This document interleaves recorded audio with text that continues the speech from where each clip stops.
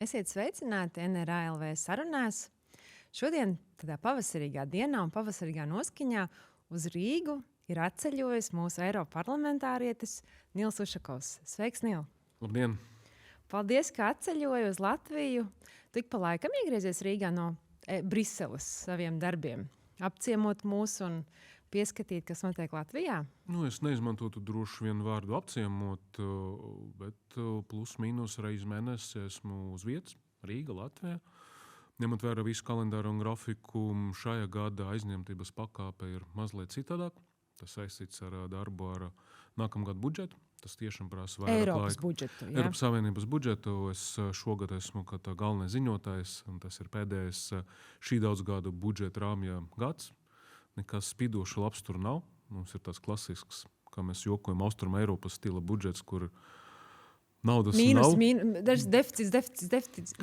Ja mums paveiksies, mēs neko negriezīsim. Mums nenāksies to darīt, bet par to pārliecības patreiz nav. Līdz ar to, jā, man ir tā paveicies, ka es dabūju tieši to budžetu, kad viss jau ir pavisam slikti. Tu tomēr paveicies, jo tas tā kā tev patīk šīs grūtības, kuras ir sagaidāmas, ka attiecīgi tu par to referēs un ziņos. Ziniet, ir vispār viss diezgan slikti. Vai kas ir tas, kāpēc tev paveicies šogad? Kā tev šķiet šoreiz? Nē, no vienas puses kopumā, ja mēs runājam par to, kas notiek Eiropā, tas man zināmā mērā atgādina lielu kūdi. Neminēsim droši vien nosaukumus, kas pilnas pārā triecas aizberga virziena. Un ir divas galējības. Tāpēc, ka ar kuģi pēc būtības viss ir kārtībā. Tas nav sliktākais kuģis kopumā pasaulē. Eiropas Savienība kā viena apvienība valstu. Jā, bet tie, kas saprot no vienas puses, tā viena galējība par to aizbergu, viņi cenšas ar to visu cīnīties ar rezolūcijām, izteiksim nosodījumu, tādā veidā, kas pēc būtības droši vien neko nepalīdz, un vispārēju laiku nodarbojas ar to, kā pareizāk, koridoros atbilstošo krasu izvēlēties. Cita galējība ir, ka viss ir slikti, aizbergs jau tur ir redzams, tad vajag pašiem to kuģi nogremdēt. Ko mēs tad gaidīsim? Kā to Eiropieši dara? Varbūt izstāstīt. Mums ir Austrum Eiropiešu stils, kāds ir Briselē stils? Nē, pirmkārt vajadzētu, ja mēs runājam par veselu saprotu šajos apstākļos, nevis cīnīties ar rezolūcijām vai runāt par to, ka tu kuģi pašiem spēkiem vajadzētu nogremdēt, bet vienkārši samainīt kursu. Un pēc tam tālāk turpināt, mēģināt saprast, ko darīt ar visam problēmu, tāpēc, ka tas problēmas ir. Kādas ir galvenās Eiropas problēmas? Mēs jau savās nacionālajās tad zinām, kā ir. Mūsu nacionālas problēmas ir ārkārtīgi liela mēra pakartotas tam, kas notiek kopumā Eiropā, tāpēc, ka mēs esam daļa no tā globāla procesa, un mēs dzīvojam tādos laikos, ka vien paši pat vācieši tagad neizvilks. Tāpēc, ka arī Vācijā, vai Francija, vai Spānija jau globālajā mēroga nav nekas īpaši liels. Tev ir viena puse Amerika, otra puse Āzija ar Ķīnu. Un, ja mēs runājam par mazām valstīm, tad mums bieži vien budžets ir mazāks nekā kādai Amerikas lielai korporācijai. Līdz ar to mēs izteikti esam atkārtot tā, kas notiks ar Eiropas Savienību, vai izdosies to kursu samainīt vai neizdosies. Bet no vienas puses ir ārkārtīgi liela mēra, ko mēs redzam. Tā bija tā, ka, ja tu vari salīdzināt ar Latvijas kādreiz pieļautu kļūdu, tas bija 90. gados, kad mēs pazaudējām lielu daļu no ražošanas. Protams, daudz ko nevarēja glābt, tas nebija neefektīvi, nepareizi, bet ja mēs runājam par tam pašam arī jau hrestomātiskam cukuru rūpnīcam ražošanām. Droši vien bija vērts pacienīties, bet bija tāda pieeja, ka mēs būs cita pieeja, mums ir finanšu sektors, citas labas lietas, mēs kaut ko tā smukāk darīsim. Jā, mums to ražošana nevajag. Tagad mēs to pašu redzam tikai pavisam citos mērogos, tā paša Vācijā. Tas ir graujoši. Jā, kad bija tādas ilūzijas, ka labāk mēs to visu netīru, nesmuku, nepareizo, neekoloģisku, nezaļu atdosim kaut kur Āzijā, un tad pie mums būs viss, kas ir tā estētiski labāk izskatās. Un tagad tas, protams, atspēlēs. Mums ir Eiropa ir gatava atkāpties no zaļā kursa. Pamazām ir dzirdami kaut kādas vēsmas, bet tā kopumā konceptuāli tomēr saprast, ka tas apdraud mūsu kādu valstu apvienību. Tas ir zaļais kurs. Tā ir ārkārtīgi pārmērīga, īpaši šajos apstākļos regulācija. Tā ir atpalicība, ja mēs runājam par tehnoloģiju pielietošanu uzņēmēju darbībā un kopumā. Tā ir atkarība augstākā pakāpe no Amerikas. Ja mēs paņemsim finanšu sektoru, ja mēs paņemsim mākslīgo intelektu, ja mēs paņemsim visu Visa, Mastercards, ja mēs paņemsim to čipu ražošanu, militāri, drošības joma. Mēs esam atkarīgi tā, ka, godīgi sakot, mums vajadzēs vēl vismaz 10 gadus citīgi strādāt, lai mēs varētu pateikt, ka Eiropas Savienība var arī pašiem spēkiem iztikt. Ja, piemēram, Amerika kaut kādu apstākļu dēļ atslēgs mums maksājuma kartes. Mums nebūs ar ko maksāt elektroniski. Izveidosim savas, nevaram? Noteikti izveidosim, bet to nevar izdarīt pa nedēļu. Protams, un arī pusgadu laika to visdrīzāk nevar paspēt izdarīt. Ja Amerika izdomās atslēgt, piemēram, Eiropas Savienības pilsoņu kaut kādu apsvērumu dēļ sociālus tīklus, mums pat nebūs kur sūdzēties. Mums vajadzēs atgriezties draugiem LV, kas ir labi. Kas ir labi, mēs veicināsim vietu attiecīgi produkciju un uzņēmēju darbību, bet tas arī prasīs laiku. Un tam visam ir nepieciešama vēlme un sapratne, bet Eiropa joprojām ir izteikti sadrumstalota. Kopējas izpratnes par to, kā cīnīties ar to krīzi šais apstākļos nav. Labāk manā izpratnē saprot un labāk ir sagatavoti un var piedāvāt savu vīziju tiešām Austrumeiropas valsts, tādas kā Polija, mēs Bet Baltijā. poļi saka, viņi vispār domā par izstāšanos no Eiropas Nē, Savienības. tas ir pārspēlējums. Viņiem, ņemot vērā visu situāciju, par to, lai Polija izstātos, būtu gatavi nobalsot apmēram 25%, bet absolūtais dominējušais vairākums ir par... Tomēr ir par palikšanu. Jā, ar šiem tempiem, ja Eiropas Savienība saglabāsies, reformēsies un attīstīsies tālāk, tad mēs pēc 10 gadiem redzēsim, ka Polija būs nozīmīgāk un svarīgāk nekā Vācija vai Francija. Ekonomiski, politiski un militāri un visas citas viedokļas. Līdz ar to stipri iespējams, ka Eiropas Savienība nākotnē būs ļoti liela mērā atkarīga tieši no Austrumeiropas flanga, nevis no Rietumeiropas. Mēs nebūsim tie, kas ir tie nabadzīgāki vai atpalikuši, kā ir par mums mēdz runāt. Tu tālu ziemeļos, kā man saka, centrālā Eiropas iedzīvot. Tas tik tālu ziemeļos, es neesmu tur bijis. Rīga kā punkts. Austrum Eiropa, Ziemeļa Eiropa,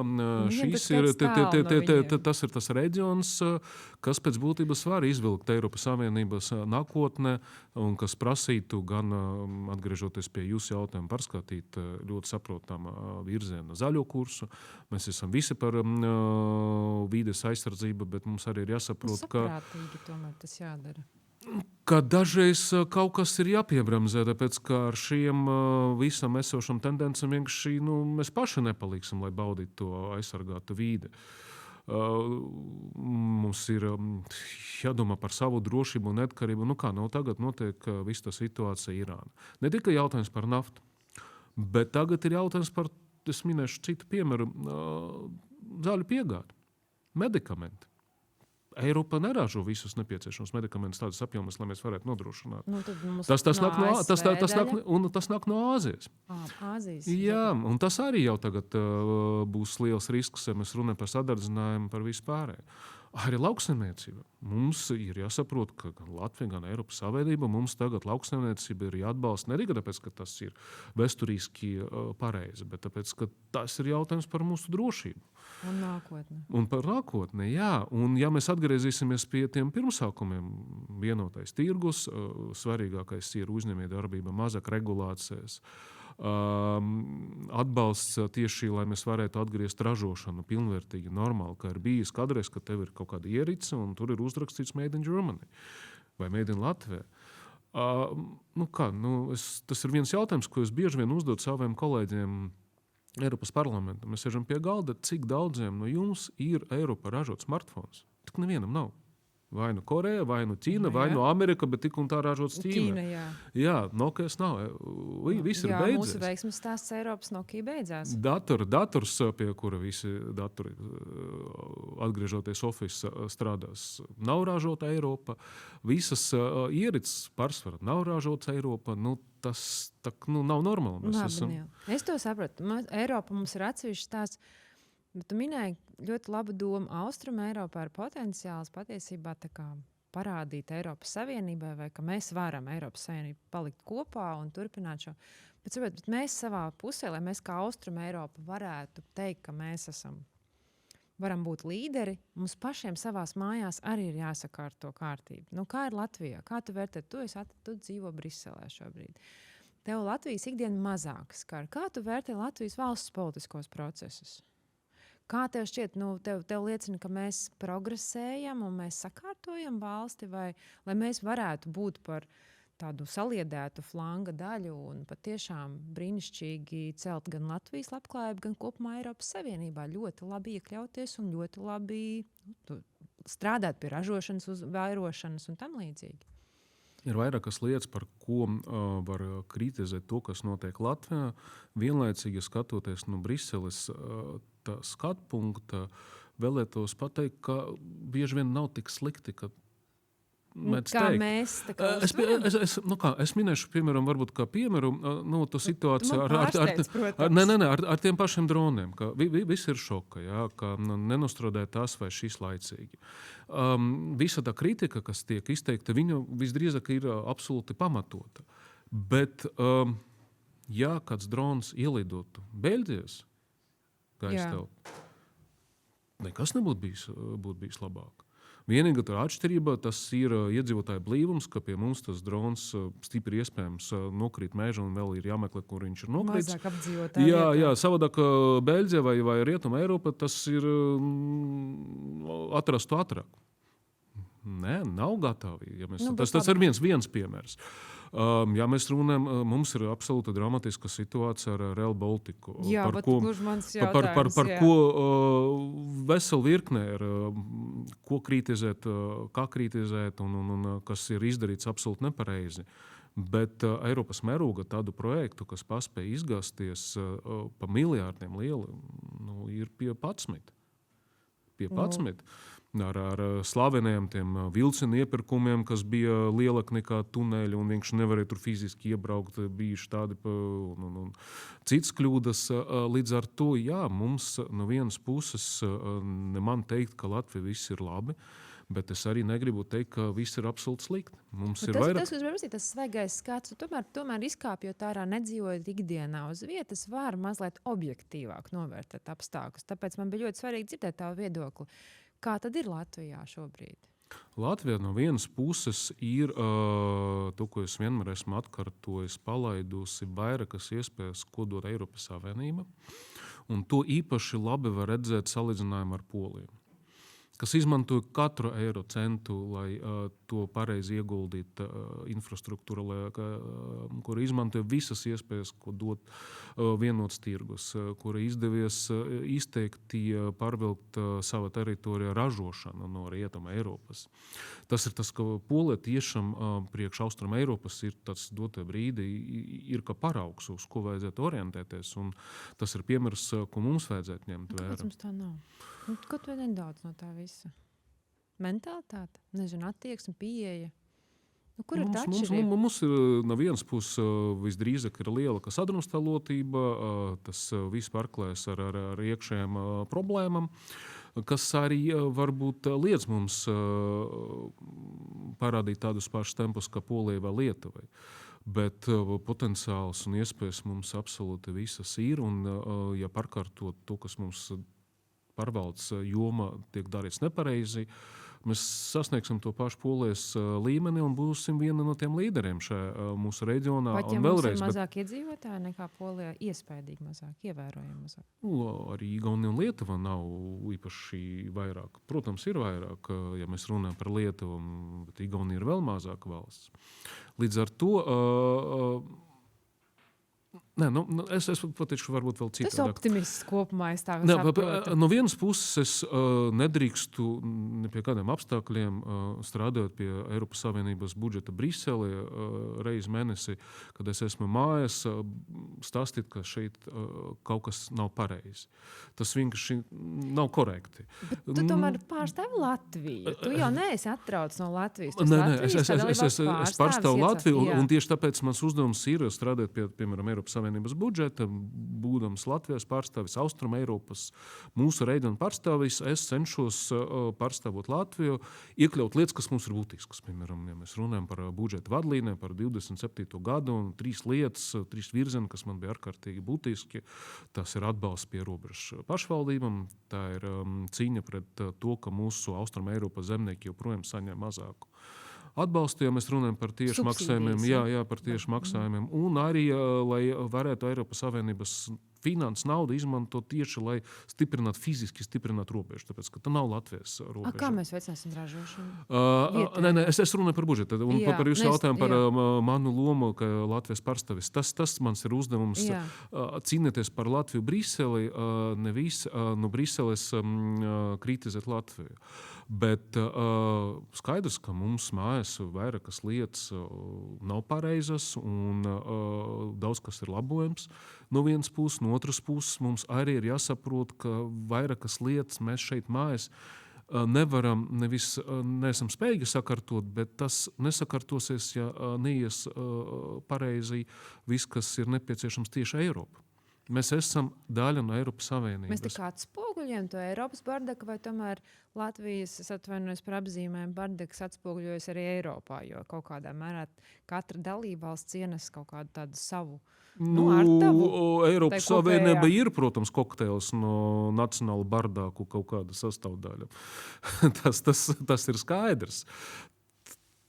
Tāda ir tā Eiropa, bet mēs esam, es neteiktu, ka ķilnieki, bet mēs esam atkarīgi no tā, vai Eiropa kopumā tagad mainis kursu, kuru mēs arī tā skaita īstenojam pie mums mājas. Un ies mazliet citādāk, kaut kur pa kreisi vai pa labi, vienalga kā no tā aizberga, bet nevis tu tieši taisni.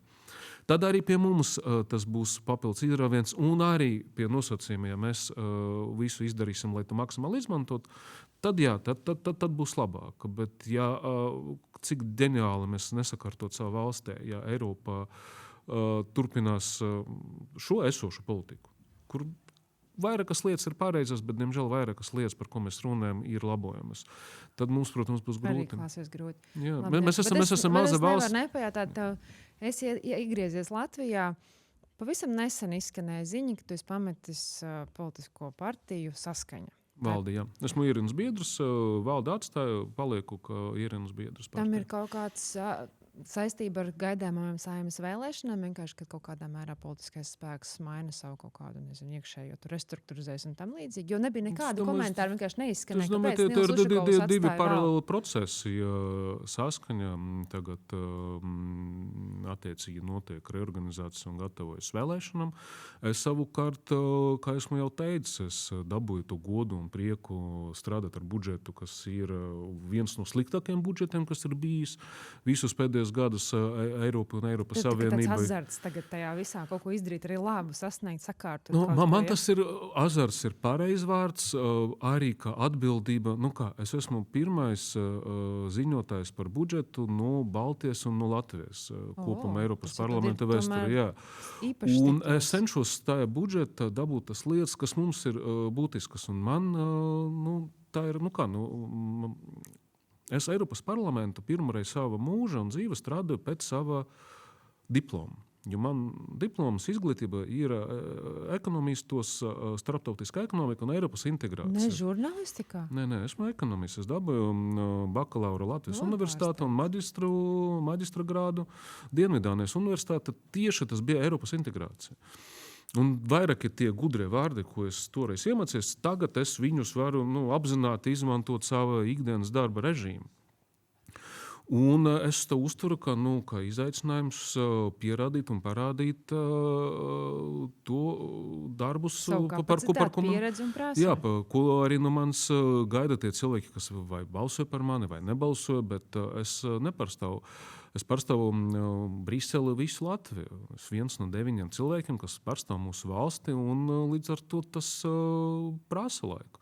Tas tieši arī saistīts ar to, ka es tagad varu atļauties būt mājās apmēram reizi mēnesi. Tāpēc, ka kalendārs ir vienkārši viņš blīvāks, viņš mazliet citādāk tas viss izskatās. Un tā ir kopumā sakrīts. Nil, vai jūs pieļaujat iespēju atgriezties Latvijas politikā? tomēr ar Eiropas pieredzi, ar jau pilnīgi citu redzējumu, varbūt tas ir tieši tas, kas mums ir vajadzīgs Latvijā, lai atgriežas pieredzējušie cilvēki. No vienas puses izpildīšu to, ko gaida vēlētāji, kas pirms pusotra gada deleģēja man strādāt vēl vienu reizi, otru reizi Eiropas parlamenta, lai es varētu pateikt, ka es ne tikai pirmo reizi strādāju mūžā pēc savu diplomu, bet arī pateicoties tam kaut ko izdevies panākt, kas tieši mums ir vajadzīgs. Un pārstāvot Latviju Briselē, es esmu daļa no Latvijas politikas. Protams. Es neesmu komandēts. Es strādāju parlamentā, pārstāvot Latviju Eiropā. Pārstāvības tiesības. Precīzi, jā. Un tālāk skatīsimies, kā vēlētāji gribēs, kur viņi man gribēs redzēt. Es to ļoti cienu un respektēju, un tas ir, protams, arī pareizi, bet no otras puses, šis ir tas laiks, kad mums Latvijā ir diezgan neskaidra situācija un politiskā, tāda neziņa kaut kādā mērā, kāda būs Latvijas nākotne, bet tu tomēr neizskati iespēju atgriezties. Tagad uz Saeimas vēlēšanām, piemēram. Mēģināt, tā kā startēt. Šajās Saeimas vēlēšanās es noteikti neplānoju nekāda veida piedalīties, ko mēs tikko esam izrunājuši gan saskaņā sava procesa. Es nodarbojos ar tiem darbiem, kas ir uzticēts, kas arī ir, godīgi sakot, pietiekoši svarīgi. Ja mēs runājam tieši par Latviju, tāpēc, ka viss, kas ir saistīts ar Eiropas budžetu un ar Latviju, katrs lēmums, kas tur ir iekļauts, tas ir vistiešākā veidā pēc tam atspoguļojas, cik daudz naudas būs pašvaldībām. Cik daudz naudas būs papildus vai nebūs papildus, vai vēl vairāk nogriezīs, ja mēs runājam par pierobežu. Kas būs ar zemniekiem. Tas nav kaut kas cits paralēls process, kas mums Latvijā neskar. Tā ir vistiešākā veida Latvijas politika. Pie tam viss tāda piezemētākā formāta, kas ir finansu nauda. Ja mēs runājam par, mums ir 11% no Latvijas pamatbudžeta nāk no Eiropas Savienības fondiem. Un, ja izdodas panākt kaut ko labvēlīgāk mūsu reģionam, piemēram, to, ko es daru, es cīnos par atbalstu pierobežu pašvaldībām. Tas ir par 5 valstīm runājot. Tāpēc, ka tu nevari cīnīties tikai par Latgali, tas nav iespējams. Bet, ja tu cīnies par Somijas pierobežu, Baltijas un Polijas pierobežu, un paralēli vēl iekļauj ne tikai tās valsts, kas robežojas ar Krieviju un Baltkrievu, bet arī ar Ukrainu, lai tev ir lielāks atbalsts. Tad tev ir izredzes, ka tas atspoguļosies tam, ka, piemēram, rezultātā Lūdzas novadā pēc dažiem gadiem būs papildus finanšu instrumenti, lai tiktu galā ar tam ekonomiskam sociālām problēmām. Līdz ar to kādam tas arī ir jādara. No otras puses, kā es nostrādāju 10 gadus ļoti aktīvi pašvaldību līmenī, tagad es strādāju Eiropas līmenī, un, protams, ja mēs runājam par nākotnē, Jūs neizslēdzat iespēju? Esmu praktisks cilvēks, kas neko nevar izslēgt, bet šajā Saeimas vēlēšanas es strādāju Eiropas parlamentā. Jūs pildīsiet uzticētos pienākumus un piešķirtās tiesības. Protams, tā izstāšanās no saskaņas valdes raisīja jautājumus cilvēkiem, kāpēc es tāpēc varbūt pie tā pieturos, jo presē ļoti maz par to bija tomēr salīdzinoši informācijas. Vai tas varētu liecināt, ka Nilam mainītos arī kāda politiskās partijas piederība nākotnē potenciāli? Iespējamība. Mēs tagad varam hipotizēt. Mums nav... Es esmu saskaņas ierunas biedrs. Ļoti komfortabli jūtos šajā lomā. Tāds, kā saka, stabils. Un tas neliecina par to, ka Nilam Ušakovam galvā ir vēsmas par to, ka mainīs politisko partiju. Vēlreiz, ja mēs runājam par vēsmām, diemžēl visas vēsmas mana galva ir patreiz saistītas ar Eiropas budžetu. Tā ir. Es saprotu. Bet mums ir jāparunā arī par Latviju. Tādā ziņā, ka tas ir svarīgs jautājums, kā tu minēji, lai pārstāvētu Latviju. Mums arī svarīgi, kas notiek Latvijā. Gaidām Saeimas vēlēšanas. Kā tev šķiet, kādi ir šie politiskie procesi, kas mūs sagaida? Kādi būs šie rezultāti? Vai tu esi par to domājis? Un kas ir tas, ko tu no malas vērojot varētu teikt, jā, šis noteikti būs jaunais politiskais spēks ministram Hermanim, vai šie noteikti nepārvarēs 5%? Vai tev ir kaut kādas šādas pārdomas bijušas? Es domāju, ka globāli un sistemiski to, ko var redzēt, ka tas pārmaiņas, kas notiks oktobrī, tas nebūs vienreizējas pārmaiņas, ka teiksim, tā nomainīja krāsu siena vai mēbeles. Tā ir tikai daļa, tas būs tikai sākums no globāla procesa. Es nedomāju, ka tas pārmaiņas, kas notiks oktobrī, ar to arī beigsies, kad nomainīsies tā vai citādāk sastāvs, un pēc tam viss atkal turpināsies mazliet citādāk vai savādāk.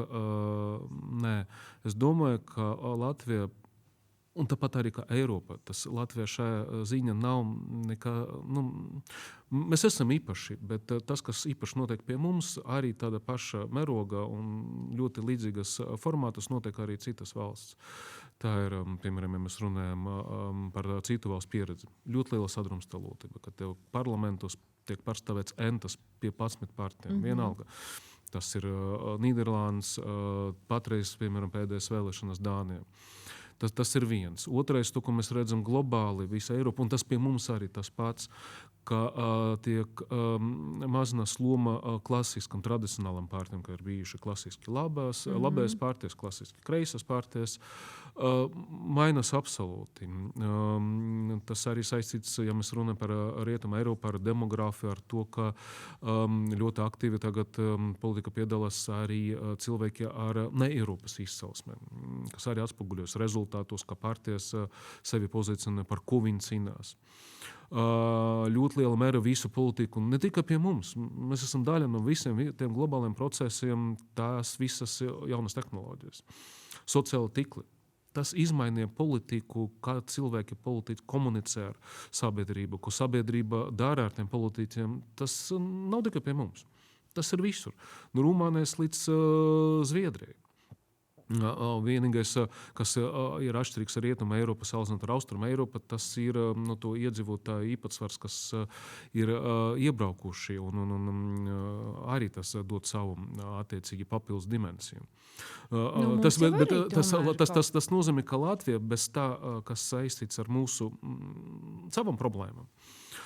Mēs esam daļa no tā procesa, ka politiskais kopumā partijas, kā viņi uzvedas, politiķi, kā viņi uzvedas, tas turpinās mainīties.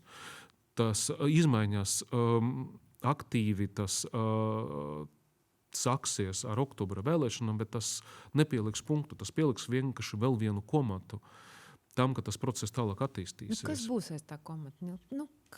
Pafantazē, kā tev šķiet, kas varētu mainīties, vai Latvijas vēlētājs ejot uz Saeimas vēlēšanām, tomēr būs drosmīgāks un izdarīs izvēli, kā kaut kas mainīsies tāds Es domāju, ka mainīsies ļoti liela un kas mēra. Tas varētu būt? Mainīsies no vienas puses ļoti liela mēra. Patreiz noprognozēt, kam būs 11%, kam būs 4%, nevarēs neviens, ne politologs, ne ekstrasens. Tieši, jo mēs esam tagad aprīli, jau ir karš Irāna ar ļoti smagu ekonomisku krīzi priekšu, kas pēc visiem mērogiem būs plus mīnus labākajā gadījumā, ka bija Covid laikos, iespējams sliktāk, kas atstās milzīgu ietekmi uz visu. Un kā šajās apstākļos cilvēki pēdējā brīdī, kad viņi ienāks tajā, ka mēs redzam arī tā tendence, ka cilvēki izdara savu izvēli nevis nedēļu pirms vēlēšana vai mēnesi pirms vēlēšana, visu pēdējā diena, bet bieži vien tajā būdiņa, kad viņš ņem tos vēlēšana zīmes, un tad izvēlas, par ko nobalsot. Vai cilvēki izvēlēsies esošos, tāpēc, ka tā ir drošāk? Tāpēc, ka pasaule kļūs vēl nestabilāk pēc pusgada. Ekonomiskā situācija būs krietni smagāka. Vai parādīsies vēlme visu nomest no galda un visu samainīt? To mēs nevaram noprognozēt. To cilvēki paši patreiz nevar zināt, kā viņi rīkosies, tāpēc, ka priekša ir ārkārtīgi smagi gadi. Mēneši un arī, ja mēs runājam par ekonomisku situāciju, arī gadi. Un mēs redzam Eiropas mērogā. Tas atkal nav tikai Latvijas problēma. Mēs redzam, ka dažie politiķi rīkojas izteikti nepareizi šajos apstākļos, kad viņi izmanto visas krīzes tik un vienīgais, lai nostiprinātu savas šauras politiskas partijiskas pozīcijas. Ir politiķi, kas rīkojas valstiski, kā valstsvīri. Un bieži vien to arī nevar uzminēt, kurš no Eiropa, no politiķiem pie nākamās krīzes, kā viņš rīkosies. Mums bija kā mums runāja par, piemēram, ultralabiem partiem, ka viņi ir pret Eiropu, ir labie politiķi, kas bija kritizēti, tagad ir tas Eiropas, vienots Eiropas galvenie atbalstītāji. Ir cilvēki, politiķi, kas vienmēr skaities, ka proeiropeiski tie, kas visu atbalsta, bet viņi rīkojas tā, ka, piedod man lūdzu, viņi tikai un vienīgai skaita. Kurš no Latvijas politiķiem pēc oktobra būs valsts vīrs? Kurš turpinās? To es gribēju tev uzdot jautājumu. Kā tev šķiet? Tagad... Es vienkārši tā pie sevis paskatījos. Jūs vēlaties, lai es pēc alfabēta nosauktu uzvārdu? Nē, es vienkārši domāju par valstsvīriem potenciāli premjeru kandidātiem. Tagad partijas plus mīnus jau ir iezīmē, kas būs premjeru kandidāti potenciāli attiecīgi. Tad mums ir ZZS un Balainis ir skaidrs. Kulbergs no apvienotā sarakstā. Es neesmu pārliecinājusies, vai progresīvos, bet piemēram Lāca no progresīvajiem. Kāds potenciāls vibrācijas, kā jums šķiet, būs valsts amatpersonas, kuras tādas vedīs valsti pāri šai krīzē, vai būs, kas uzņemās šo? Jo tas īstenībā grūtākais laiks - izvest valsti cauri krīzē. Ar visu cīņu pret nosauktiem kandidātiem nevienam no viņiem neizdosies panākt rezultātus, ja mēs runāsim par visiem viņiem, tā kā vai viens cilvēks varēs. Ja būs komanda un cilvēki apkārt, kas gribēs, cilvēku kopums, kas būs gatavi pieņemt smagus lēmumus un atbalstīt savu līderi, tad izdosies. Tas ir ļoti būtiski, jo mēs esam patreiz laikos, kad no vienas puses, no viena cilvēka varbūt daudz kas ir atkarīgs, bet panākt labvēlīgus, pareizus rezultātus, ja mēs runājam par mūsu valsti, par Eiropu kopumu, kur mēs esam daļa no. Tas ir tik un vienīgais būs komandas darbs, ja tiks izveidota valdība. Mums būs ļoti sadrumstalota saima.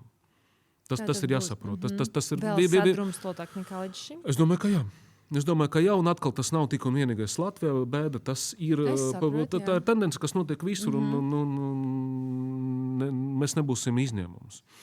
Ja izdosies no tās sadrumstalotības izveidot spējīgu komandu, kas ir gatava vēl smagākajos apstākļos aizstāvēt ne tikai valsts intereses, bet reģiona intereses, un tādā veidā rīkojoties atbildīgi iet uz priekšu. Tad mums ir cerības. Tas ir viens no, manuprāt, galvenajiem atslēgiem. Tomēr jābūt līderim, kurš ap sevi saliedē to komandu, bet tur ir tā lieta. Līderim, kas ir spējīgs vai nu saliedēt komandu, vai nu cilvēkam, kas ir spējīgs samanedžēt to komandu. Tas ir mazliet atšķirīgi procesi. Atšķirīgi procesi mums šajos apstākļos der gan. Bet tev šķiet, ka mums potenciāli būs, protams, skatīsimies, kā attīstīsies notikumi, bet es domāju par to, kas tas varētu būt. No tiem cilvēkiem, kas piedalās šajās vēlēšanās, noteikti Latvijas vēlētājiem ir ko izvēlēties un uz ko likt savas cerības. Jā. Ir, jā? Jā, protams. Kā tev šķiet vēlēšana tagad vēl, protams, nav sācies priekšvēlēšana laiks tāds oficiālais, bet vēlētājs, kā uzrunāt vēlētājs, kā viņus sainteresēt, lai viņi tomēr dodās un atdod balsi, piedalās. Pat tīri subjektīvi, par ko vien vēlas, bet galvenais, lai tā apmeklētība būtu. Tā ir arī viena no tādām problēmām, ka mums ir grūti piesaistīt cilvēkus, jo viņi vairs netic. Viņi vairs netic politiķiem. Ja es nemaldos, mums pēdējais Saeimas vēlēšanas un pēdējais, ja mēs runājam par Rīgas pašvaldības vēlēšanām, bija pietiekoši augsta aktivitāte, cilvēki piedalījās. Un man liekas, ka krīze, kas patreiz notiek un kas iespējams vēl padziļināsies nākamais mēnešos, tā izskaita Irānas kara dēļ un visas ģeopolitiskas situācijas dēļ, motivēs cilvēkus nākt. Es domāju, ka apdraudētības sajūta būs pietiekoši augsta. Tas, diemžēl, nav labāka motivācija, bet tā motivācija, kas... Citreiz arī slikts bet tā ir motivācija, kas varētu nostrādāt. Jā. Kādas ir sajūtas no Briseles, iegriežoties Rīgā? Tev prieks atgriezties Rīgā? Redzēt Rīgu? Tu kādu laiku vairs neesi Rīgā, kā saimnieks. Kāda ir sajūta, ko tu redzi, kas notiek Rīgā? Tā ir mana mīļa dzimta pilsēta. Kas nenotiktu Rīgā. Emocionāli siltas sajūtas, bet kopumā Rīgas saimniecība, Rīgas pārvaldība. Es nevaru to nepajautāt, tomēr es ilgadējis Rīgas mērs bijis. Kā tu vērtē? Rīgā paliek sliktāk? Vai tomēr tu redzi arī ļoti labas pozitīvas tendences, kas, pat ja tu esi projām, tu redzi, kā Rīga attīstās? Es tiešām tāda formāta, kas man patreiz ir, ka tu esi reiz mēnesi Rīga, tas nedod man tiesības kritizēt vai slavēt vienalga infrastruktūru vai pieņemt lēmumus vai citas lietas. Ir lietas, kas man noteikti nepatīk, un visdrīzāk tur man pārklājas viedoklis ar gan rīdziniekiem, gan neridziniekiem. Ir lietas, kas arī notiek pareizi, un ka tu redzi, šeit tur smuka, šeit ir izdarīts. Ko tu vismaz tādā novērtējumā ziņā? Tu redz labas lietas par šo laiku, tu esi projām ieceļo uz brīdi iegriezies pie mums Rīgā. Jā, feini, ļoti patīkami. Vai tomēr biežāk ir tāds bēdīgāks noskaņojums par to, ko tu redzi? Gan. Rīga nekad nav gatava, un tas ir dzīves organisms. Šeit tu redzi, tas uzrakstus, ka tiek izarēts un tukšas telpas, tas, protams, ir smagi un bēdīgi. Šeit tu redzi kaut ko, kas ir tikubies savas kārtībā, un tad paliek uzreiz mierīgāk, bet vienmēr ir tas dalītas sajūtas. Kaut kas noteikti ir negatīvi, kaut kas ir pozitīvi, bet kad tu brauc no lidostas un redzi, piemēram, to uzsaktu estakādu un saproti, ka nekad netiks pabeigt, vai nav zināms, kādā pārstāvā? Apmēram ir zināms, kāda, bet tad mēs visi būsim jau pensijā. Diemžēl patreiz tā izskatās, tas, protams, ir bišķiņ bēdīgi. Jā. Bet pēc tam parunā ar cilvēkiem, tad paliek tik un tā neatkarība no situācijas labāk, tāpēc, ka visi musēja savēji. Nīl, vai tev uz ielas nāk cilvēki klāt un prasa, Nīl, kā jums klājas? Es domāju, jo tomēr tu biji Rīgā ļoti iemīļots un zināms mērs. Nevelti tu bija arī ļoti labi vēlēšana rezultāti, attiecīgi arī kā personībai tieši. Vai tā vēl joprojām Rīgā tevi atpazīst uz ielas un sveicinās? Cilvēki garām gāja. Es nerunāju par, paziņām, bet cilvēki. Sveicinās gan no vienas puses, no otras puses. Rīdzinieki vienmēr ir mums ir tā, ja mēs runājam par audzināšanu, ir tāda, cilvēki ir pieklājīgi. Bet, jauta visu ko. Jā? Vēl jautāju par kaut kādiem arī saimnieciskiem jautājumiem. Nīl, kad mums būs sakārtot, nezinu, par kaut kādas lietas? Ja mēs runājam, piemēram, par iedzīvotāju jautājumiem, tad, protams, man jauta krietni vairāk par kaut kādu pagalmu vai bēdram, nevis par Eiropas Savienības budžetu. Tas ir skaidrs. Vēl aizvien to prasa. Kad Rīgā būs sakārtots tas un tas pareizi, ja? Par Eiropas Savienības budžeta sadaļu man jautā un uzdot jautājumus krietni retāk. Nekā par to, kas ir Rīgā, kad būtu gaidām uzlabojumi. Jā. Vēl tāds mazliet provokatīvs jautājums, viens no pēdējiem. Par to vienkārši maz runā, bet tam ir jāpievērš uzmanība. Tad tajā skaitā par mūsu gaidājām Saeimas vēlēšanām. Krievalodīgie un viņu tiesību pārstāvība. Nevis pat tiesība, bet ka tā ir sabiedrības daļa, kas tiek ļoti bieži tā kā šobrīd, kā lai to pasaka pareizāk tā, kad atdalīta no visa, ka viņi tā kā neiekļaujās, neintegrējas kopējā mūsu sabiedrībā, bet kas pārstāvēs viņu intereses? Vai tu redzi politiskie spēki, kas to varētu izdarīt? Un nevis aiz tā, ka viņi nav Latvijas pilsoņi. Nē, tie ir Latvijas pilsoņi. Viņi runā latviski, viņi mācās šeit, viņu bērni mācās latviešu valodā, bet es domāju, tajā skaitā viņiem arī ir krievu valoda, viņu dzimtā valoda. Vai šī sabiedrības daļa nebūs atstumta saistībā ar šiem ģeopolitiskiem procesiem? No vienas puses ir vismaz 4 politiskie spēki, kas nacionālajā līmenī cīnīsies par krieviski runājušu vēlētāju balsim. Līdz ar to šajā ziņā piedāvājums ir izteikti plašāks nekā ir bijis pat pirms 10 gadiem. Mēs runājam par vairākiem politiskiem spēkiem, kas tā vai citādāk uzrunās krieviski runājušus vēlētājus pie tam no vairākām pozīcijām. Un šeit es neteiktu, ka tas ir pozitīvi, bet tas ir vienkārši, es negribu vērtēt to pozitīvi vai negatīvi, bet tas ir dabisks process un ceļš. Tas arī, kas ir noticis Igaunijā, kad krieviski runājuši vēlētāji sadalījies ļoti liela mērā pēc ideoloģiskiem parametriem. Tāpēc, ka ir cilvēki, kas runā krievu valodā, un viņi ir kreisi noskaņoti, ir kas zaļi noskaņoti, ir kas ir tā konservatīvi noskaņoti, un cilvēki balso pirmam kārtam par ideoloģiju, un otram kārtam jau par etnisko faktoru. Tas bija otrais kriterijs. Pirmais tomēr bija viņa Ja, nu, arī kā kuram, tāpēc, jā. arī ir cilvēki, tāpat, kas starp latviešiem un starp krieviski runājušiem citām tautībām ir vēlētājs skaits, kam etniskais aspekts, lingvistiskais aspekts ir dominējuši, kas arī ir pilnīgi normāli. Tas ir viens. Un es domāju, ka Latvijā zināmā mērā iet tieši šo ceļu, kad krieviski runājušs vēlētājs ir sadalīts starp politiskiem spēkiem. Arī tā skaitā starp tiem politiskiem spēkiem, kas tieša veidā viņus neuzrunā kā krieviski runājušus, bet vienkārši idejisko apsvērumu dēļ. Noteikti daļa no krieviski runājušiem balso arī par jaunu vienotību. To rada arī sociāli. Nav fantastiski daudz. Ja? Kopumā tie reitingi visam partijām ir lielai daļai no partijām. Tas ir viens cipars rādītājs. Bet zemniekiem varētu būt. Noteikti par ZZS. Noteikti, jā, skaidrs. Jā, es vienkārši, kā es minēju, premjera partiju kā piemēram. Bet, jā, par ZZS absolūti. Latvija pirmajā vietā, kas, protams, arī var. Mēs jau minējam divas partijas, kas ir valdība. No tām partijām, kas ir valdība, par visam tām trim partijām, ieskaitot, protams, progresīvus, balso zināmā mērā no krieviski runājušiem vēlētājiem. Arī par progresīviem. Jā, protams. Es domāju, ka viņiem, ja mēs runājam par to īpatsvaru, tas ir no tām partijām, kas veido dotajā brīdī valdību, tas īpatsvars ir visaugstākais. Jā, procentuāli.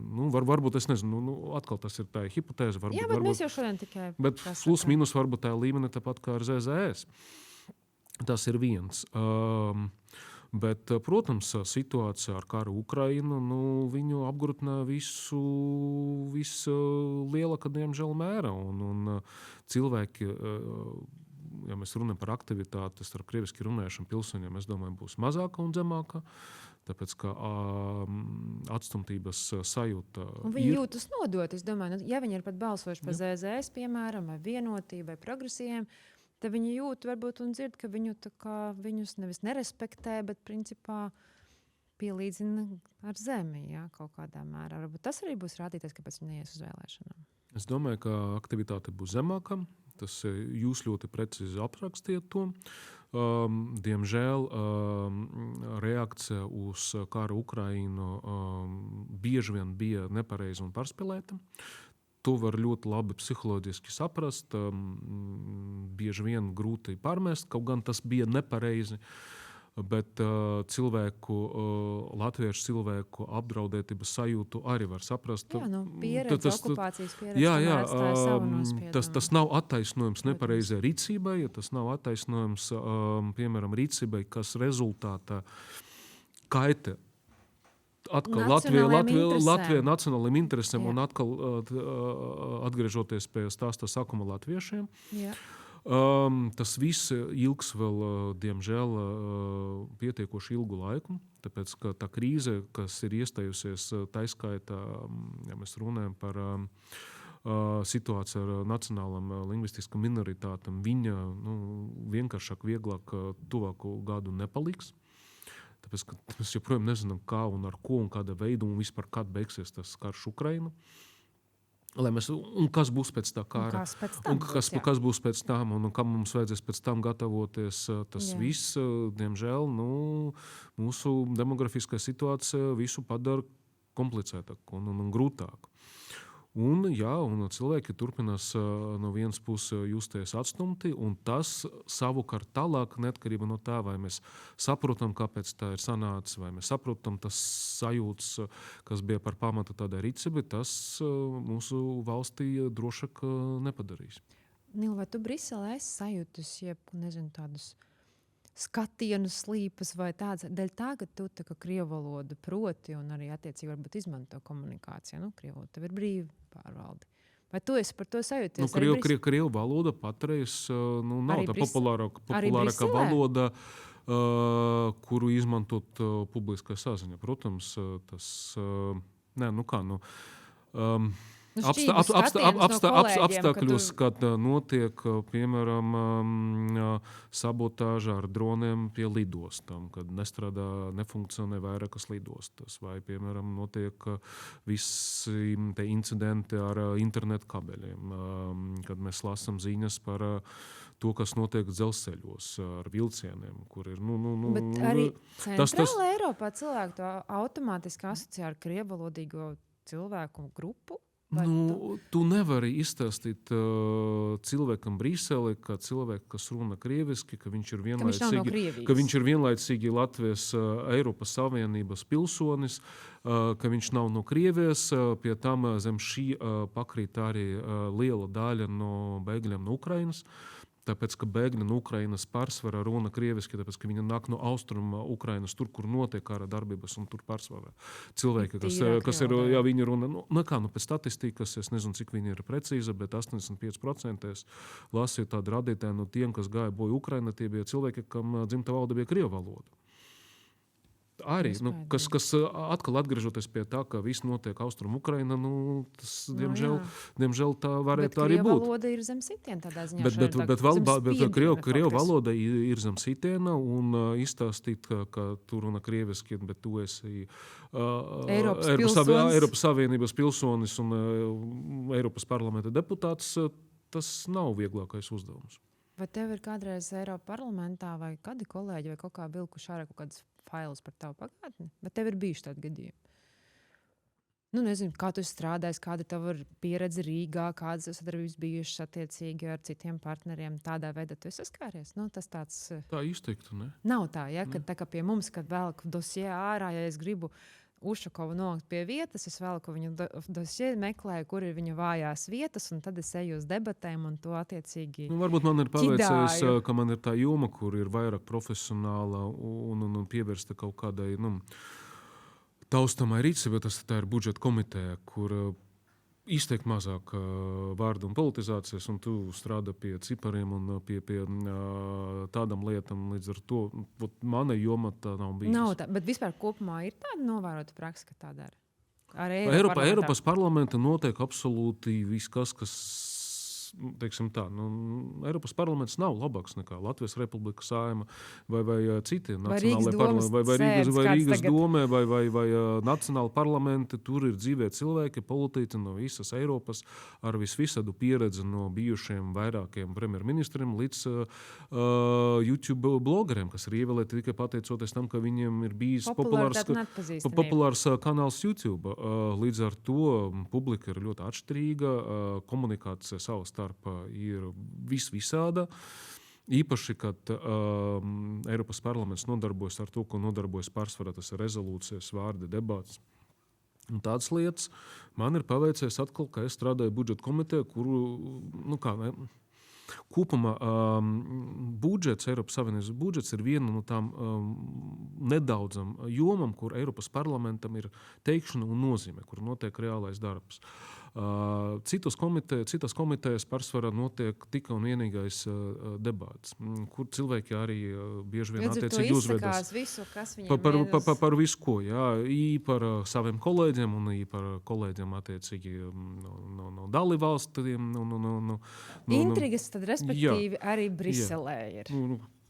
Brisele ir nacionālu dalībvalstu, nacionālo politiku koncentrāts. Nīls, sirsnīgs tev paldies par tev veltīto laiku un sarunu.